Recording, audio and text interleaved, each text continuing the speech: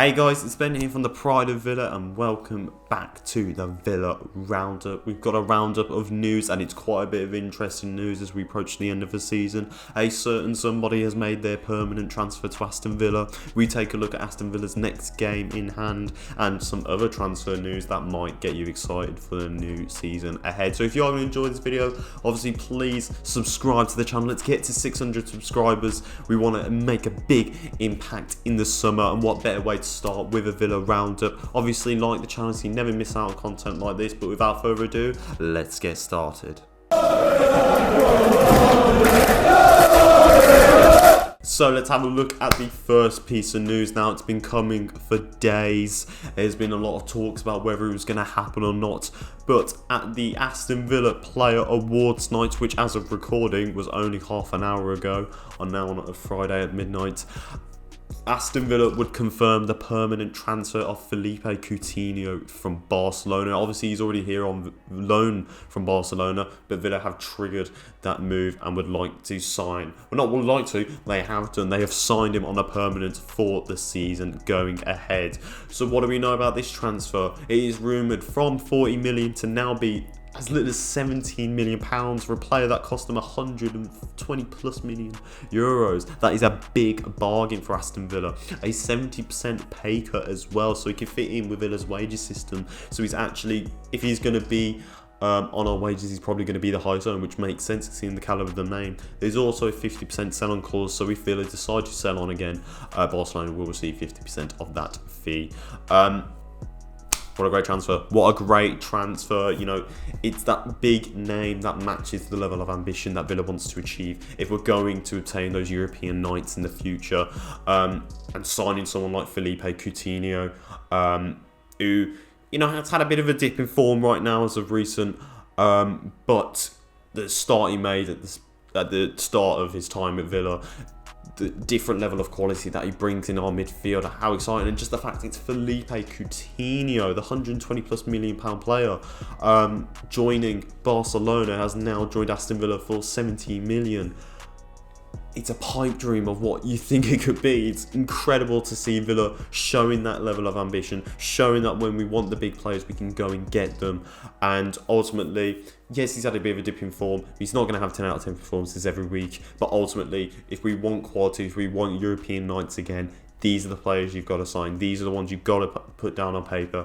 And Villa have managed to put that on a permanent transfer. So let me know in the comments if you're happy about that one. Because believe me, considering that price, you can't be too disappointed with that one. But let's have a look at a match preview for our next game ahead.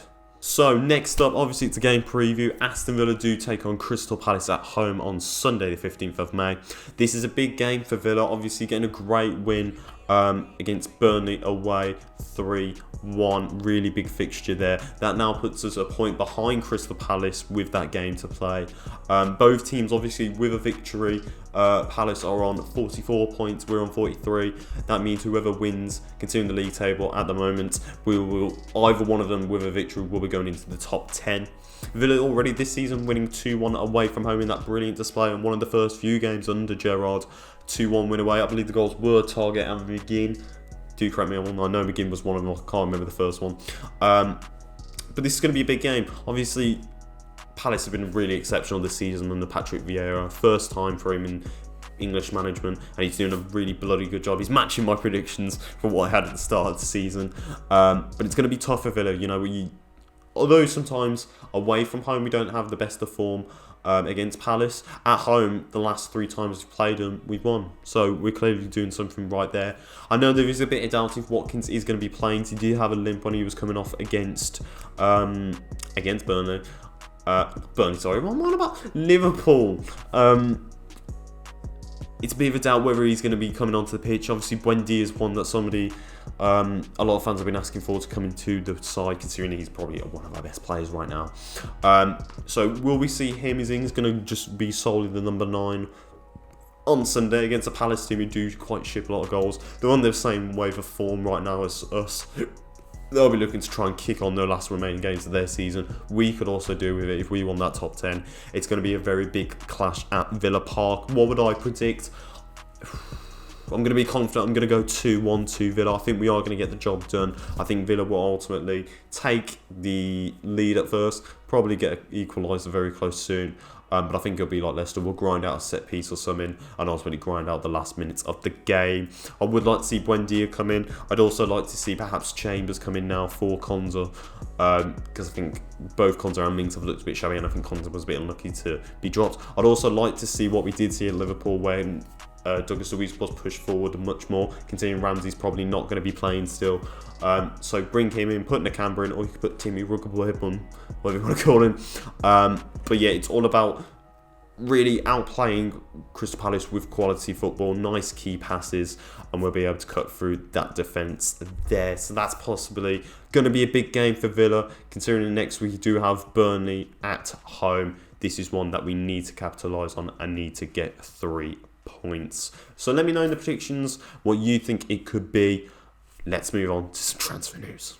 And finally, to round off, I'm going to just go through some quick transfer news. Obviously, there has been reports of talks being held with those defensive midfield players that Villa have been linked with for a very long time. The likes of Boubacar Kamara, who I believe has been offered a 5-year contract, but is also in big talks with Atletico Madrid. Calvin Phillips as well, 60 million. Leeds obviously looking like potentially they are the favourites to go down. I believe there is a very cheap clause in Calvin Phillips's contract when they do get relegated, so perhaps Villa need to pounce on that quick if it does happen. Josh Brownhill from Burnley did look quite good in their recent game. I can't remember which before Villa. They did look quite good in there, so perhaps Villa are going to go back for him. And obviously, Wavis Basuma from Brighton, who's going to have that 50 million, but he's also approaching the last 12 months of his contract. And then there's also been recent links with a new left back to provide competition to Aaron Hickey. Now, whether that is still going to be Ashley Young, considering Villa have also reportedly offered new contracts to Ashley Young and Carney Chocolamaker. We'll get on to that in a minute. But Aaron Hickey obviously is still being massively linked with Villa.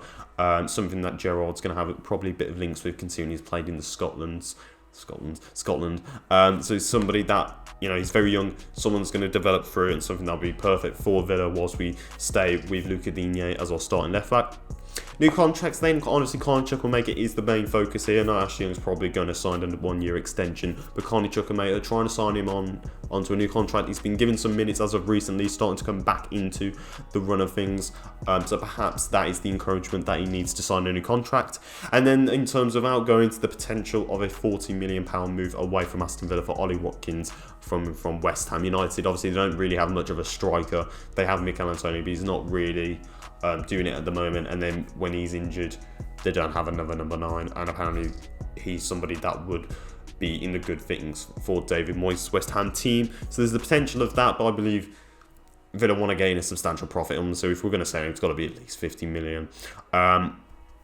And that's pretty much really transfer news. Obviously, it's going to get much more in depth, more contract talks, more links with players. Hopefully, Villa can start this summer window with a bang. We know Gerrard's getting a big backing apparently from NSWE. So let's see if we can go out there and smash the window. Alright guys, that's going to wrap it up for this video. Hopefully you did enjoy the Villa Roundup. If you have any fresh links, news, whatever you like to share, put it in the comments down below and tell us and we will respond. You can go and follow us on our social pages as well. Make sure you keep in tune for Crystal Palace, and we'll see Philippe Coutinho tearing it up, not only for the rest of these games, but he's now staying with Villa for quite a while. So let me know in the comments what you thought about that. Obviously, please subscribe, please like, but without further ado, we'll see you for the next game. Up the Villa with the pride of Villa. We'll see you later, boys.